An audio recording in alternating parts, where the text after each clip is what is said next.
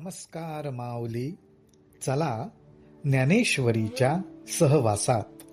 ज्ञानेश्वरी अध्याय 7 मधील 127 ते 131 ओव्यांच्या सहवासात आपण जाऊया. भगवंतांनी आपल्याला सांगितलं की हा जो ज्ञानी भक्त आहे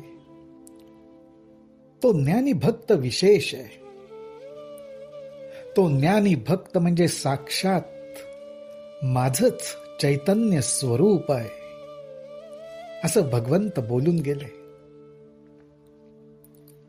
आणि मग अर्जुनाला म्हणाले, अर्जुना, हे असं शब्दांनी बोलून दाखवू नये, परंतु मी बोललो.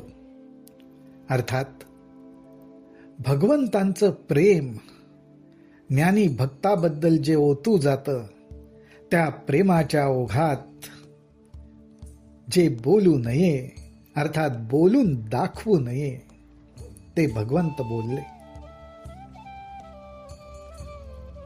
या ज्ञानी भक्ताचा जो प्रवास घडतो त्या प्रवासामध्ये अनेक टप्पे येतात. त्या टप्प्यांचा जणू खुलासा ज्ञानोबा राय इथे करतायत. ते म्हणतात, जे तो विषयांची दाट झाडी, माझी काम क्रोधांची सांकडी, चुकावूनी आला पाडी सद्वासनेची या. ज्ञानोबा रायांनी असं वर्णन केलंय की या परमार्थ मार्गाच्या प्रवासामध्ये हा ज्ञानी भक्त सद्वासना रूपी पठारावर, मोकळ्या जमिनीवर येतो. परंतु तिथपर्यंत येऊन पोचण्याच्या अगोदर त्याला अनेक विषयांची दाट झाडी लागते. जे तो विषयांची दाट झाडी, अनेक विषयांची त्याला दाट झाडी लागते. हे विषय कुठले? आपल्याला विषयांचा अनुभव जो येतो तो शब्द, स्पर्श, रूप, रस आणि गंध या प्रमुख 5 माध्यमातून आपल्यापर्यंत विषय पोचतात.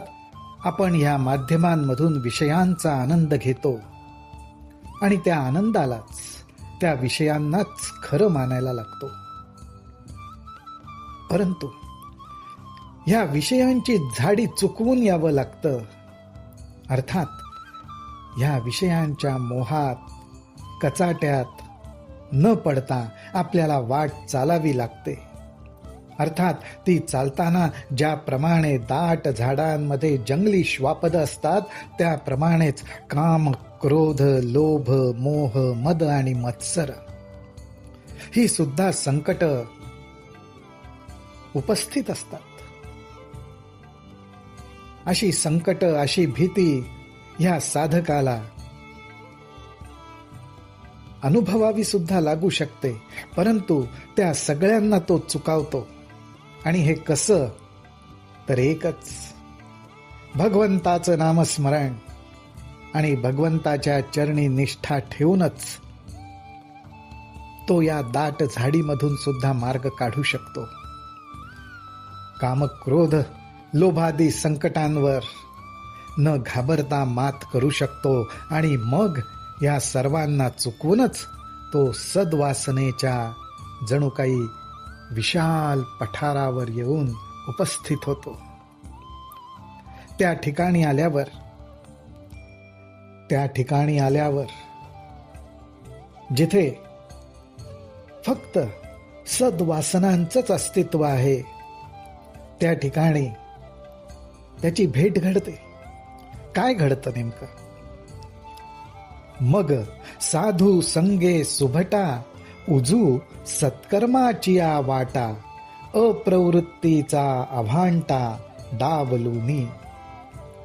त्या सद्वासना रूपी पठारावर त्याला साधू संतांची संगत लाभते आणि साधू संतांच्या संगतीमध्ये तो नामस्मरण, नाम संकीर्तन, भगवत गुणवर्णन ह्याचा आनंद घेत राहतो. आणि हा आनंद घेत असताना अप्रवृत्ती म्हणजेच ज्याला आपण दुराचरण म्हणतो, जे आचरण आपल्याला भगवंतापासून लांब नेईल,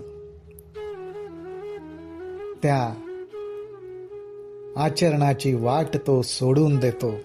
अर्थात विषयांचा आनंद घेण्याची वाट तो सोडून देतो आणि सत्कर्माचीच वाट धरतो. ही घटना त्या सद्वासना रूपी पठारावर घडते. पुढे ज्ञानोबाराय म्हणतात, आणि जन्मशतांचा वाहत वणा, तेवी आस्थेचिया न लयची वाहना, तेथ फलहेतूचा उगाणा कवणू चाळी. ज्ञानोबाराय म्हणतात, अहो असे शेकडो जन्म जरी वाट चालत राहावी लागली तरी तो सत्कर्माचीच वाट चालतो, सत्कर्माचीच वाट चालतो. आस्थेचिया न लेची वाहना, आणि विषयांच्या ठिकाणी आस्था आणि प्रेम हे तो बिलकुल धरत नाही.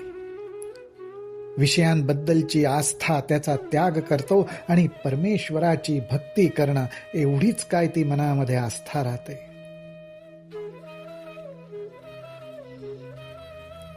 विषय सुख मिळावं, विषयांची प्राप्ती व्हावी ही इच्छाच सोडून दिल्यामुळे कर्मफळाची तरी चिंता वाहण्याची काय गरज. ते तर फलहेतूचा उगाणा कवणू चाळी.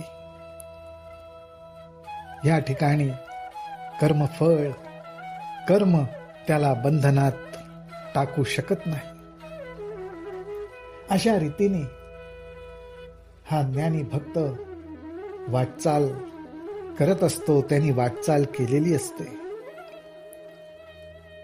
ऐसा शरीर संयोगाची राती, माझी धावता सडिया आयती, तव कर्मक्षयाची पाहती पहांट झाली. ज्ञानोबाराय म्हणतात, शरीराच्या बांधोडीत तो सापडलाय. अर्थात 5 भौतिक देहामुळे तो या शरीरामध्ये आलेला आहे. शरीराशी त्याचा संयोग झालेला आहे, शरीर प्राप्त झालेलं आहे. त्यामुळे आत्मारामाच्या ठिकाणी विस्मरण घडलेलं असतं. पण शरीराच्या संयोगरूपी रात्रीमध्ये ज्ञानोबारायांनी याला रात्र म्हणलेली आहे. देहाच्या साह्याने आपल्याला जे राहावं लागतंय त्याला रात्र म्हणलेली आहे. म्हणजे मग दिवस काय? तर दिवस तोच जेव्हा या शरीरात असतानाच आपण आत्मस्वरूप आहोत हा बोध होणं. हाच दिवस उजाडला पाहिजे, नाहीतर तोपर्यंत केवळ आणि केवळ स्वतःला देह समजूनच राहणं म्हणजे रात्र आहे, अज्ञानाची रात्र आहे. पण इथे या देहाशी संबंधित जे काय विषय आहेत त्या विषयांचा तो संग सोडतो आणि सत्संग धरतो. माझी धावता सडिया आयती. आणि असा सत्संग धरल्यामुळेच तव कर्मक्षयाची पाहाती पहाट झाली. आणि त्यामुळेच सत्संगामुळेच त्याच्या सर्व कर्मांचा नाश होतो, कर्मक्षय होतो. अर्थात आसक्ती राहत नाही. कर्म करून विषयांचा आनंद घ्यायचाय, विषय सुख प्राप्त करायचंय ही इच्छा उरत नाही.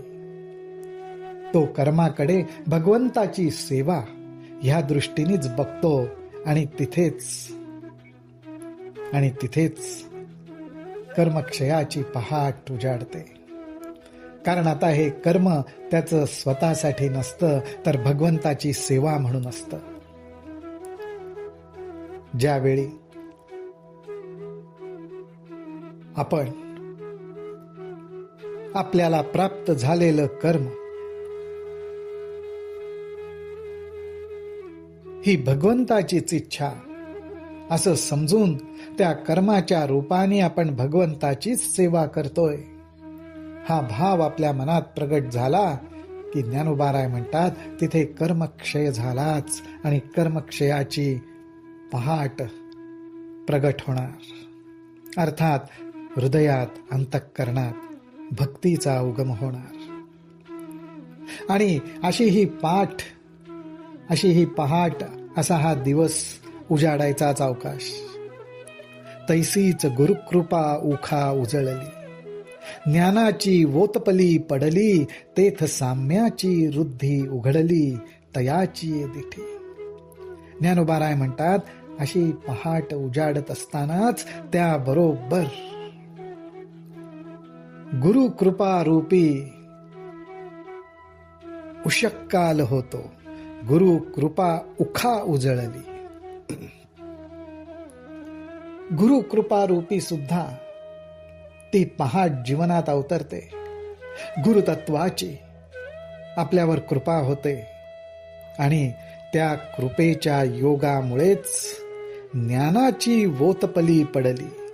जिथे गुरुकृपा रूपी पहाट उजाडली तिथे एक ज्ञानाची, प्रकाशाची लहर, एक तो ज्ञानाचा प्रकाशाचा किरण आपल्या जीवनात प्रवेश करतो. आणि त्यांनी प्रवेश केल्याबरोबर तेथ साम्याची रुद्धी उघडली. त्याचबरोबर तिथे मी तूपणा मावळून जायला लागतो. मी देह स्वरूप आहे ही भावना विलीन व्हायला लागते आणि साम्याची रुद्धी उघडली, तयाची दिठी. त्या ज्ञान किरणांमुळे एक वेगळीच दृष्टी उघडते, एक वेगळीच दृष्टी मिळते आणि त्या दृष्टीमध्ये साम्याची रुद्धी उघडली. अर्थात मी आणि आत्मस्वरूप एकच आहे, हे एकत्वाचं ज्ञान त्या ठिकाणी प्राप्त होतं, प्रगट होतं. आणि असं जणू काही आत्मानंदाचं, आत्मज्ञानाचं एक भांडार या साधकापुढे प्रगट होतं. तयाची दिठी.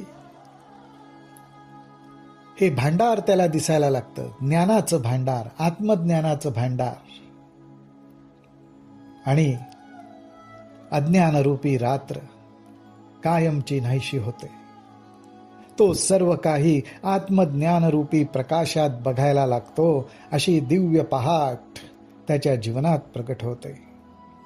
रामकृष्ण हरी, रामकृष्ण हरी, रामकृष्ण हरी.